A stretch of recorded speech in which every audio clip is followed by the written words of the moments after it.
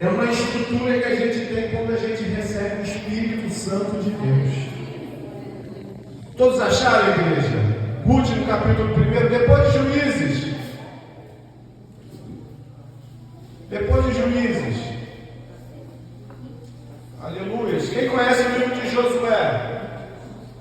Josué, Juízes. É depois do Pentateuco, depois de Deuteronômio, Josué, Juízes. É o 7º livro da Bíblia, do Antigo Testamento. Ruth. Aleluia. Todos acharam? Amém? Vamos lá, vou pegar aqui. Vixe, mãe, agora fechou aqui. Vocês encontrarem a minha Bíblia, fechou. Vou pegar aqui porque a letra está tão pequititinha que esse óculos aqui já está correndo do meu rosto já, esse óculos. Obrigado, filho, obrigado. E sucedeu que nos dias em que os juízes julgavam, houve uma fome na terra. Por isso um homem de Belém de Judá saiu peregrinar nos campos de Moabe, ele e a sua mulher e seus 2 filhos. E era o nome deste homem Elimeleque, e o da sua mãe Noemi, e os seus 2 filhos Malom e Quilion, efrateus de Belém de Judá. E chegaram aos campos de Moabe e ficaram ali. E morreu Elimeleque, marido de Noemi, e ficou com ela com os seus 2 filhos, os quais tomaram para si mulheres moabitas, e era o nome de uma Orfa e a de outra Ruth, e ficaram ali quase 10 anos. E morreram também ambos, Malom e Quilion, ficando assim a mulher desamparada dos seus 2 filhos e de seu marido. Então se levantou ela com as suas noras e voltou aos campos de Moabe. Portanto, na terra de Moabe, ouviu dizer que o Senhor tinha visitado o seu povo, dando-lhe pão. Então disseram: eis que de ano em ano, a solenidade do Senhor em Siló, que se celebra para o norte de Betel, do lado da nascente do sol. Perdão, mas eu me perdi. Perdão. É o versículo 7. Por isso saiu de onde estivera e as suas noras com ela, e indo elas caminhando para a volta da terra de Judá, disse Noemi às suas noras: ide, voltai, cada uma em a casa de sua mãe, e o Senhor use conosco de benevolência, como vós usaste com os falecidos e comigo. O Senhor vos e acheis descanso, cada uma em casa de seu marido. E beijando-as ela, levantaram a sua voz e choraram. E disse-lhe: certamente voltaremos contigo ao teu povo. Porém Noemi disse: voltai, minhas filhas, porque ireis comigo. Tenho a alma e o meu ventre mais filhos, para que vos sejam por maridos.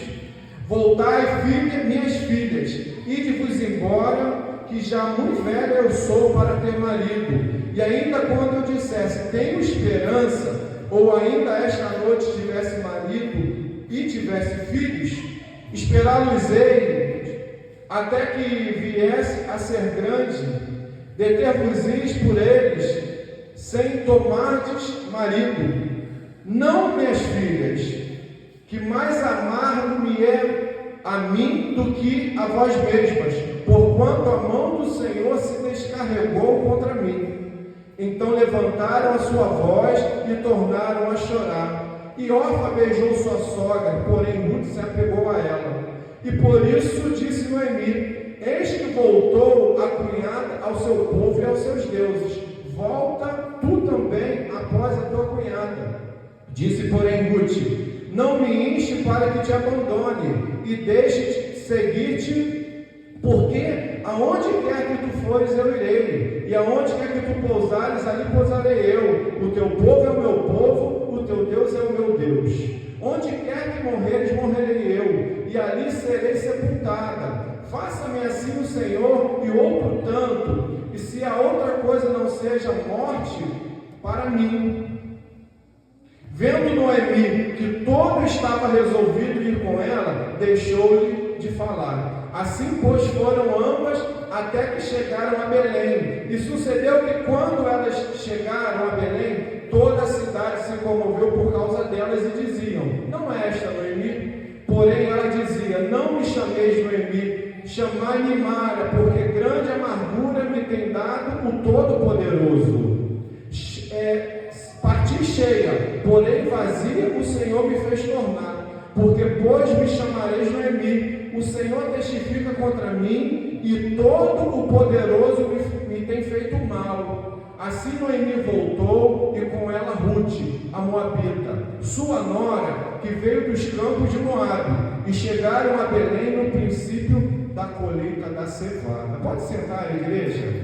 Muito obrigado. E antes de começar a pregar, eu já quero lhe agradecer por essa oportunidade de estar aqui para falar do nome do Senhor.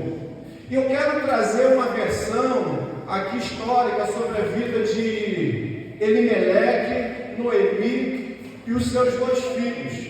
Porque muita gente utiliza essa mensagem para falar da fidelidade que Ruth teve com Noemi, para falar da união delas, para falar da fidelidade que Deus teve com elas, para falar de que a sua fidelidade ao Senhor trouxe a elas tudo aquilo que elas tinham perdido lá em Moabe.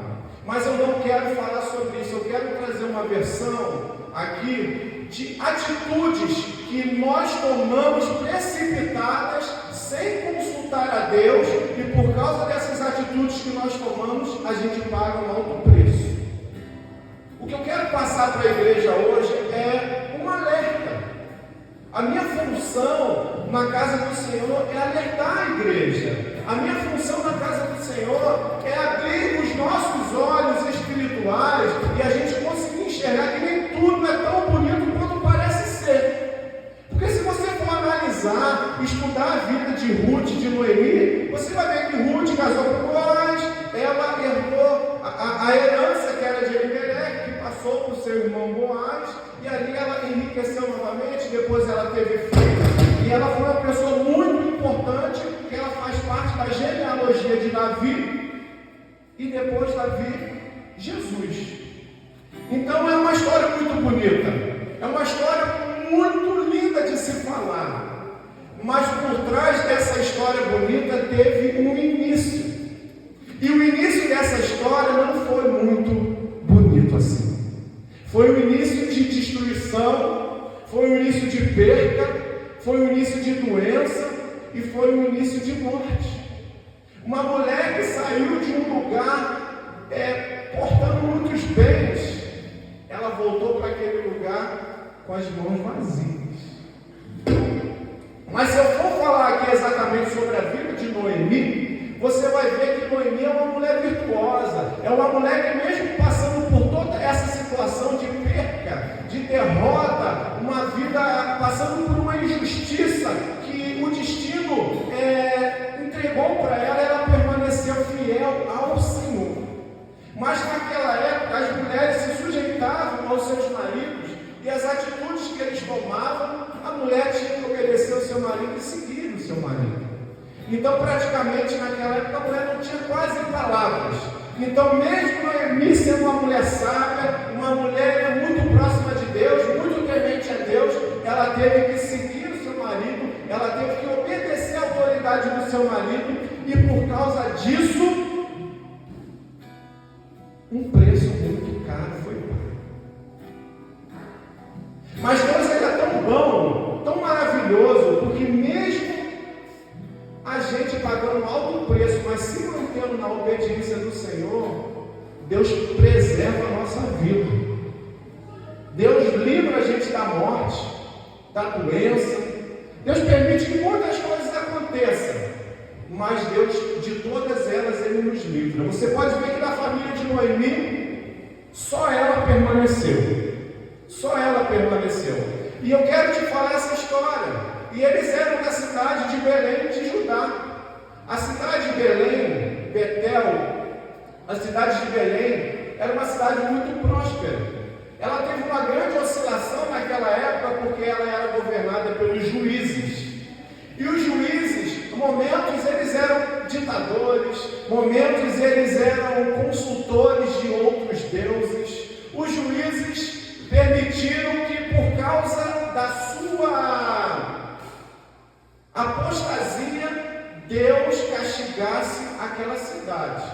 E nós sabemos, nós aprendemos na palavra de Deus, que até o castigo de Deus é para trazer eu e você de volta para Deus.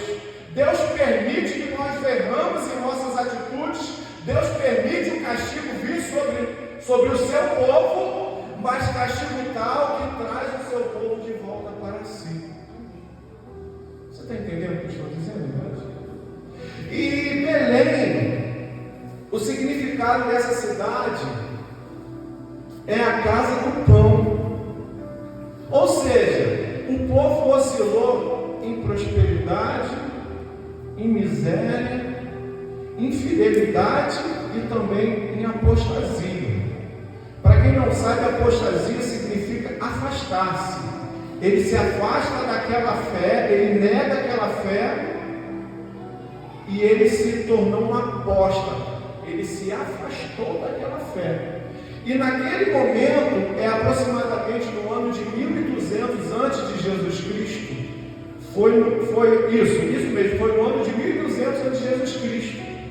Então aquela época era a época do olho por olho, dente por dente. Eles não tinham Jesus Cristo, o Espírito Santo para interceder por eles. Então toda atitude errônea que eles praticavam, Deus corrigia ele com alguma praga, com alguma peste, com morte, com fome.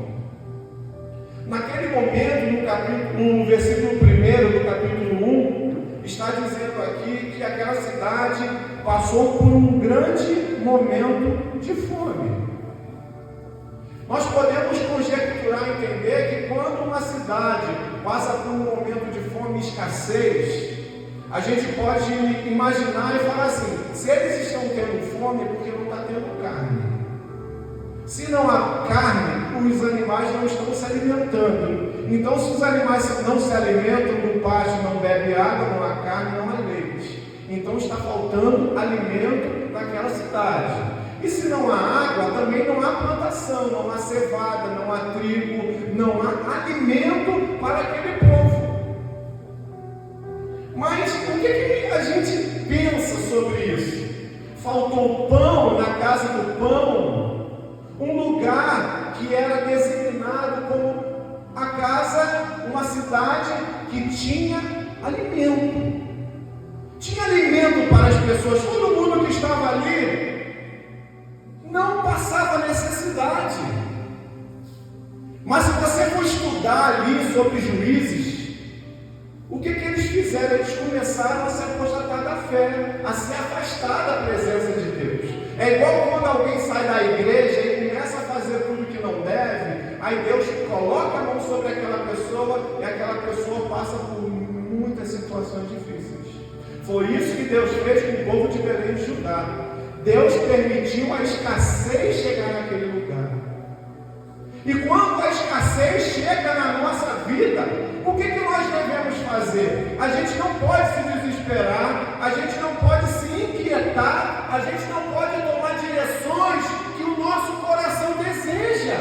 Nós devemos permanecer, nós devemos perseverar e esperar Deus retornar com a sua mão sobre nós e derramar as bênçãos tão prometidas para o seu povo. Aí você para imaginar quando há fome numa localidade. O que acontece? O povo começa a se desesperar. O povo começa a agir irracional. O povo começa a fazer tudo que é errado.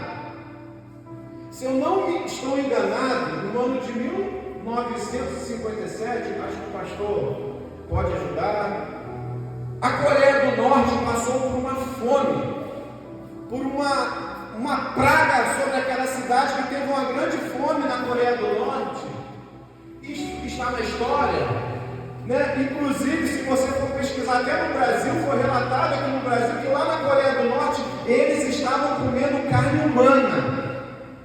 As pessoas se matavam e estavam se comendo, porque não tinha alimento na Coreia do Norte. E assim eu posso entender aqui também, nessa cidade de Belém de Judá, uma casa que os fornos daquela cidade, aquela cidade deveria ser uma padaria. Você imagina uma padaria, os fornos dessa padaria funcionando a todo vapor, todo momento tem pão, todo momento tem alimento, todo momento tem fartura, e o povo não passa necessidade.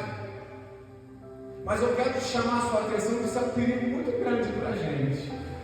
Quando tudo parece estar bem, a gente também tem que descer a casa do moleiro e falar: Senhor, será que realmente vai tudo bem? Será que eu estou bem? A Teresa falou comigo ali fora, nós estávamos conversando. A palavra de Deus diz: aquele que pensa estar de pé, cuide para que não caia. Será que está tudo bem? Eu estou tendo um bom salário, não falta comida, meu dinheiro está sobrando, está tudo bem, não estou passando luta nenhuma na minha vida. Mas será que de fato você está bem? Dentro do seu coração, você pode chegar e falar: eu estou bem. Porque tem que haver uma preocupação também, porque às vezes o inimigo nos engana. Às vezes o inimigo coloca prato na nossa frente. Opa, que comida deliciosa. Nossa, meu salário melhorou. Tudo está acontecendo. Deus permite. E o inimigo vem ludibriar a nossa mente, nos enganar. E por causa dessa benevolência, entre aspas, a gente cai.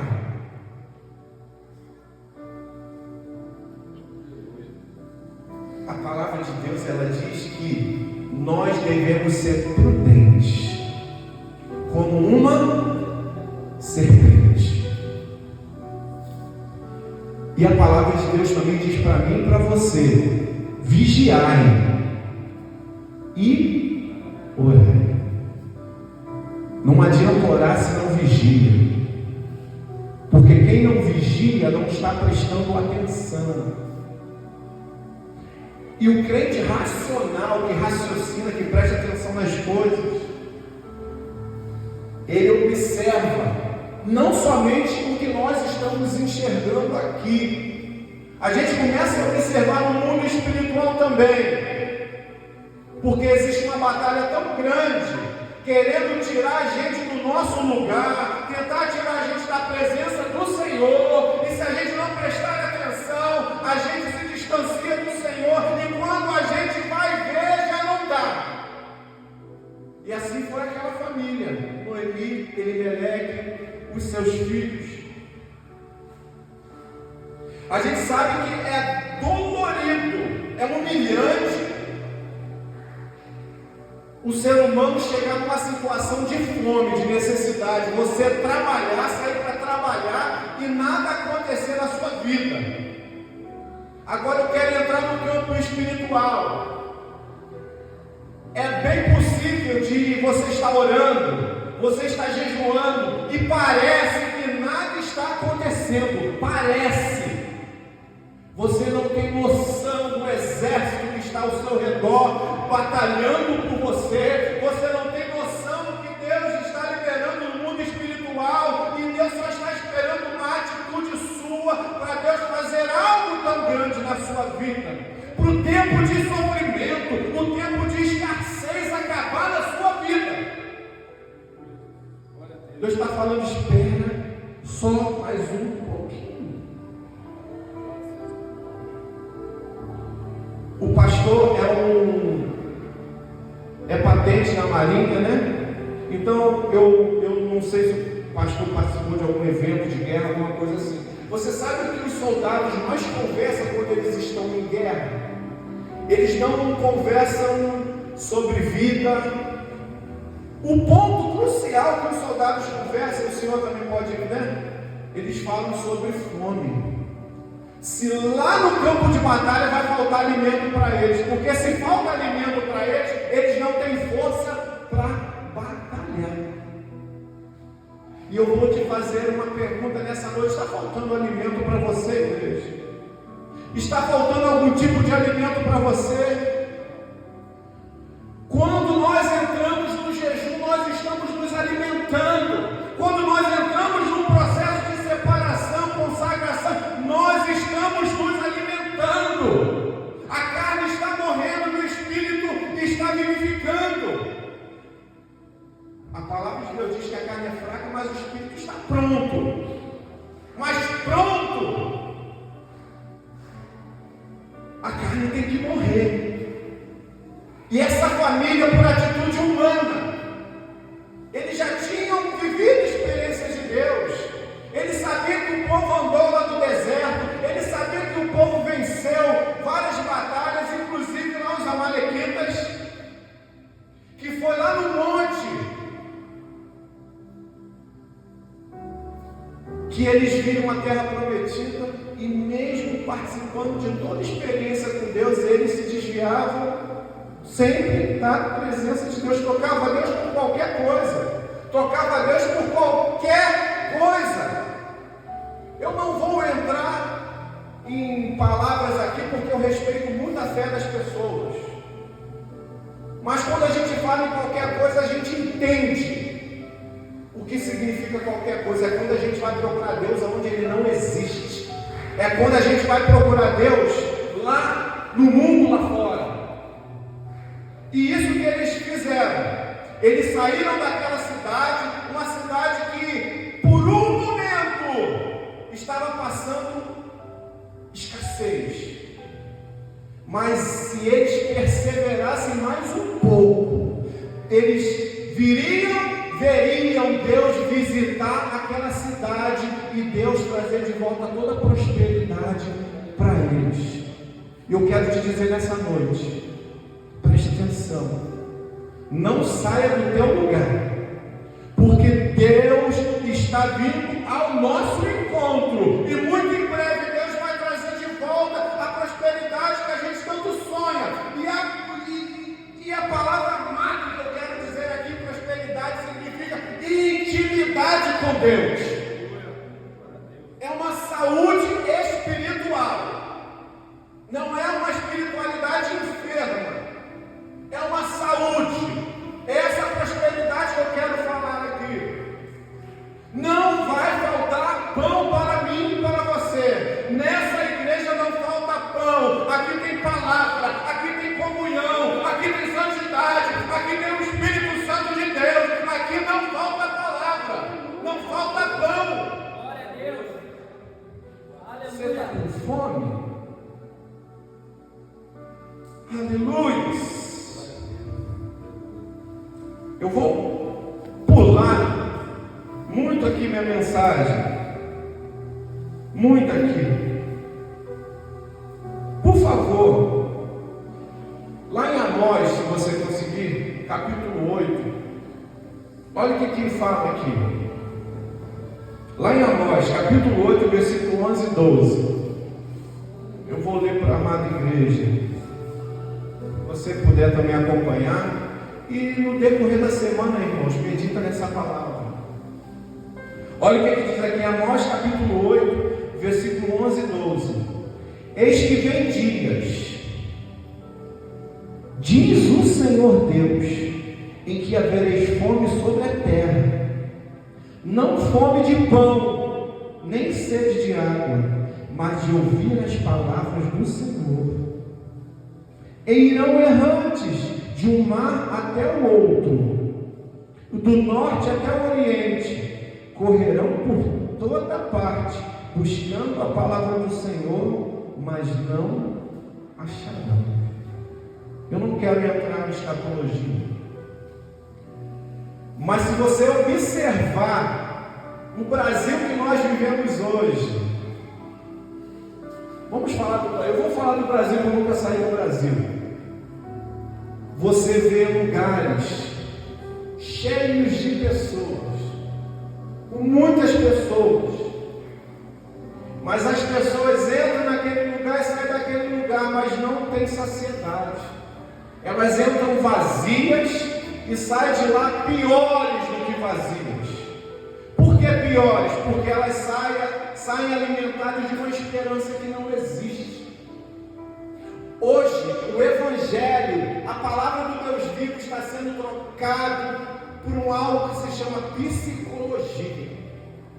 E a psicologia, fora da palavra de Deus, ela não traz fortalecimento, ela não traz paz que excede todo entendimento, ela traz uma alegria de momento, mas ela não traz uma edificação espiritual para a igreja. E eu costumo dizer, olha que interessante, pastor, eu costumo dizer, irmãos, que antigamente a igreja era um grande exemplo. Não é não? O mundo copiava a igreja, porque a igreja eram lugares de pessoas que honravam as suas palavras, era um lugar de pessoas que, quando passavam, as pessoas falavam, vale um servo, uma serva do Senhor. Antigamente. Hoje, por causa dessa psicologia, a igreja começou a copiar o mundo, as coisas do mundo, trazer vãs, falsas ilusões para a mente das pessoas. Começou a copiar do mundo. Eu vou encher a igreja, eu vou fazer movimentos para eu encher a igreja. Mas o povo vem e o povo não tem alimento. Falta pão naqueles lugares. Se você for parar para pensar, eu quero só dar uma conjecturada aqui. Muitos vão ao estádio de futebol, muitos vão buscar um secretismo, a uma religiosidade, muitos vão para uma casa de show. Eu só quero dar um exemplo, porque eles estão com fome. Estão com fome, então eles vão nesses lugares para se alegrarem, para terem algum tipo de prazer, algum tipo de alegria.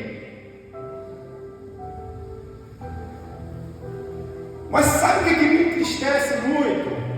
É que quando essa multidão de pessoas, elas vão na casa do Senhor, a igreja não tem alimento para aquele povo. Falta o alimento, falta o pão.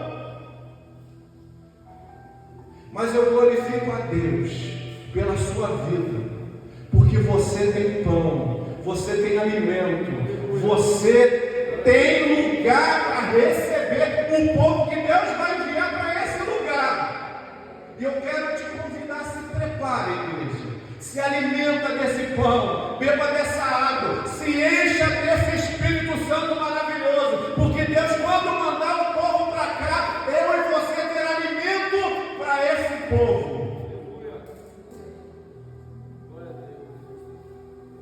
Fala com o irmão que está do seu lado. Aqui tem pão, aqui tem palavra, aqui tem avivamento, aleluia. Aqui tem o Espírito Santo, aqui Jesus é o centro, aleluia.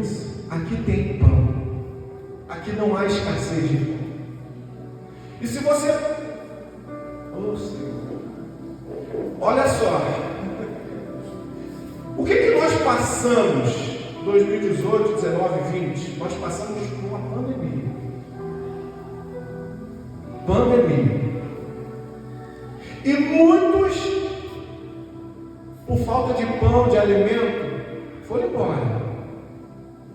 embora, foram para outros lugares, e muitos se perderam por aí, estão perdidos. Mas eu tenho fé no nome de Jesus. Eu não sei como era a igreja antes de eu chegar aqui. Eu não sei como era a igreja antes da pandemia. Mas eu quero profetizar que esse povo vai voltar. E eles vão voltar com tanta fome, tanta sede. E aqui eles vão se fartar de alimento. Porque aqui existe uma mesa preparada, uma mesa repleta, uma mesa regada de alimento. E o povo vai sair daqui cheio de Deus e vai voltar para Belém, vai voltar para Betel e não vai mais redar o pé desse lugar. E para isso, igreja, Deus quer usar eu e você. Deus quer me usar e te usar. Você está preparado? Cutuca aí, ó. Está preparado? Cutuca. Cutuca a sua esposa. Cutuca aí seu marido. Cutuca essa pessoa que está do seu lado. Você está preparado? Você está preparado? Tá, irmão Marcos? Você está preparado? Agora dá um sorriso para essa pessoa. Sorria para ela. Fala assim: eu sei que você está preparada, porque você está no lugar certo. Aqui não falta pão, aqui não falta alimento, aqui tem alimento de sobra.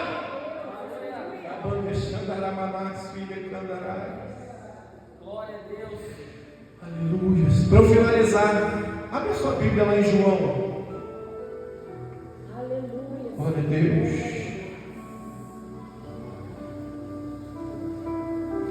Aleluia. Capítulo 6. João, capítulo 6. Aquele João que deitava lá no peito de Jesus Cristo. O felizardo, né, que teve o privilégio de conseguir deitar no colo do Senhor, receber o carinho do Senhor. Esse João. Aleluia. Olha aqui, igreja, que coisa linda. Deixa eu virar minha parte daqui. Glória a Deus. João, capítulo 6, versículos 50 e 51. Olha que lindo que Jesus fala, gente. Coloca essa palavra na tábua do teu coração, igreja. Planta ela na tábua do teu coração. E se porventura você entrou hoje por essas portas aqui, hoje você vai sair transbordando.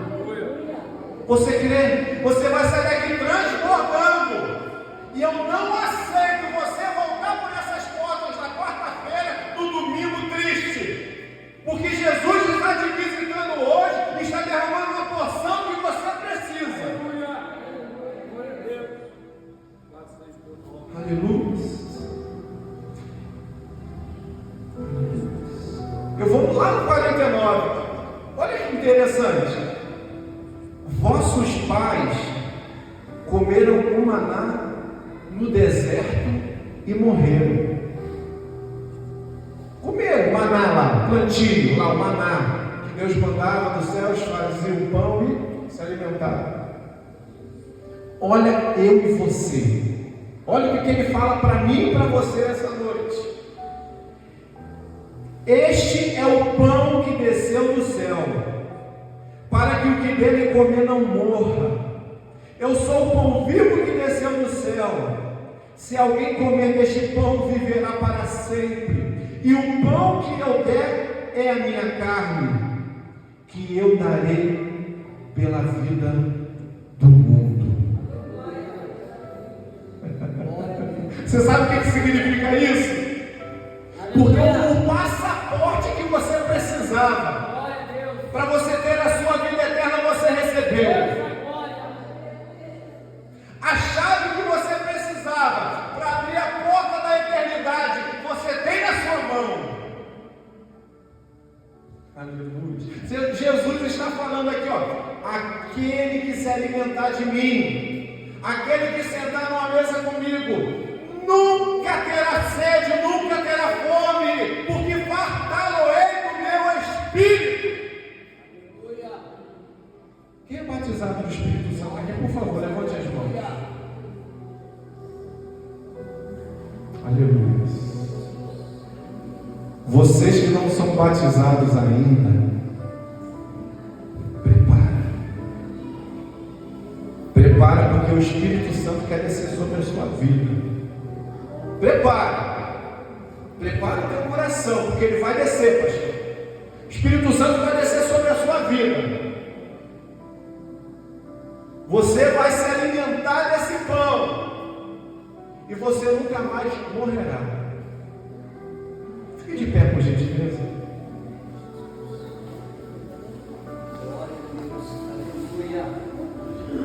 Você está sentindo o Espírito Santo de Deus aí? Aleluia, Deus. O Espírito Santo fala no meu coração. Eu estou ministrando cada um de uma maneira diferente. É uma maneira diferente. O Espírito Santo está palestrando.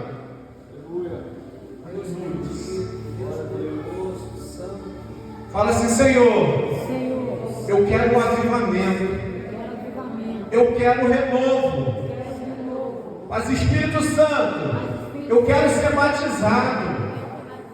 Eu quero o teu fogo, o teu poder sobre a minha vida.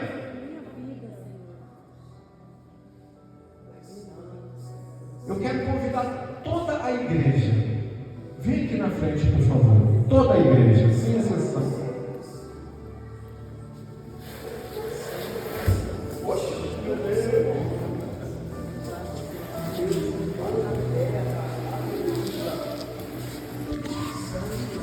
Senhor,